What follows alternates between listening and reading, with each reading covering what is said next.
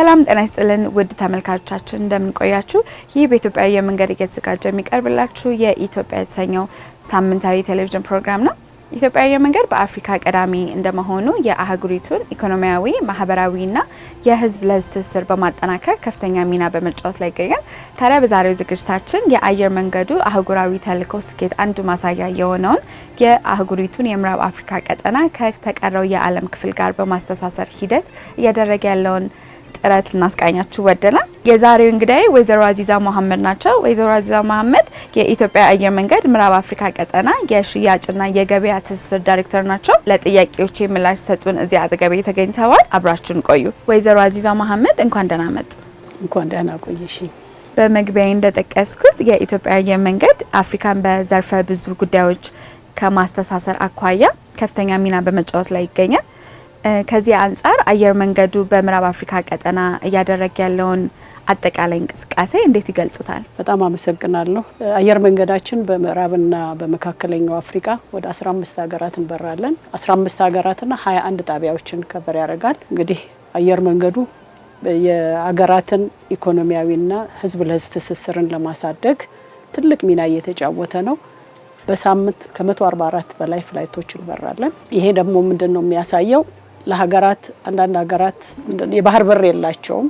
ስለዚህ መንገደኛን ብቻ ሳይሆን ካርጎንም ጭምር እኛንን የምናደርግላቸው የምናነሳላቸውና ለህዝቡ ብቻ ሳይሆን ኢቭን ያሉትንም አየር መንገዶች ሰፖርት አድርገን አብረን በመስራት ኢኮኖሚያቸው እንዲያድግ ትልቅ ሰፖርት እያደረግን ያለ ነው። በምዕራብ አፍሪካ የኢትዮጵያ አየር መንገድ ተመራጭነትና ተወዳዳሪነት እንዴት ያዩታል እርሶ? አየር መንገዳችን መንገደኛን ብቻ አይደለም ካርጎንም አፍሪካውያን ወንድሞቻችን ኢትዮጵያ አየር መንገድ የኢትዮጵያ ብለው አይደለም የሚያስቡት የኛ አየር መንገድ ነው ብለው የሚያስቡትና በጣም ይመርጡናል። እቃዎቻቸውንም ያምኑናል። ንብረቶቻቸውን ለኛ አምነው በካርጎ እኛንን መናመላልስላቸው ቅድም እንዳልኩትና በጣም ተመራጭ አየር መንገድ ነው ዌስት አፍሪካ ላይ። እንደሚታወቀው አየር መንገዱ በምዕራብ አፍሪካ ቀጠና መዳረሻዎቹን በየጊዜው በከፍተኛ ሁኔታ እየጨመረ እንደሆነ መረጃዎች ያሳያሉ። ከዚህ አንጻር መዳረሻዎችና ሌሎች አገልግሎቶች በቀጠናው ከማስፋፋት አኳያ እያጋጠማችሁ ያለ ተግዳሮቶች ካሉ ቢያዋዩን። ተግዳሮቶች አሉን፣ ግን እንደ አየር መንገድ አንድ ችግር ሲገጥመን ዝም ብለን አንቀመጥም። አንዱ በር ሲዘጋብን ሌላውን እያንኳኳን ችግሮቻችንን ለመፍታት እንሞክራለን። መንገዶች በሙሉ አልጋ ባልጋ አይደሉም። እንደሚታወቀው አፍሪካ በተለይ ዌስት አፍሪካ የኢንፍራስትራክቸር ፕሮብለም አለ፣ ሞኖፖሊ ሴንቲመንት አለ። በአብዛኛው ሰርቪስ ፕሮቫይደሮቻችን ሞኖፖሊ ናቸው።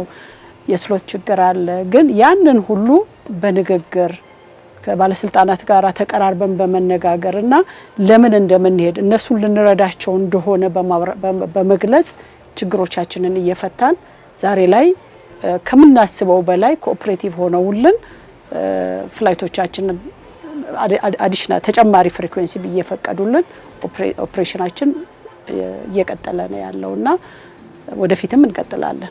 ወደፊት በምዕራብ አፍሪካ ቀጠና አገልግሎቱን ይበልጥ ከማስፋፋት አኳያ እየተሰሩ ያሉ ስራዎች ካሉ ይንገሩና ፕሮግራማችንን እንጨርስ። ቅድም ሳልገልጸው ያለፍኩት ዌስት አፍሪካ ላይ ብቻችንን አይደለም እየሰራን ያለ ነው። የአፍሪካ አየር መንገዶችን እንዲያድጉ ከኛ ጋር አብረው እንዲሄዱ የማድረግ ሮልም እየተጫወትን ያለ ነው። ለምሳሌ ሎሜ ላይ ብንወስድ አስካይን አቋቁመን ከአስካይ ጋር አብረን እየሰራን ያለ ነውና አስካይ መንገደኞችን ሎሜ ድረስ እያመጣልን ከሎሜ ተቀብለን ወደ አሜሪካ እየወሰደን ያለ ነው።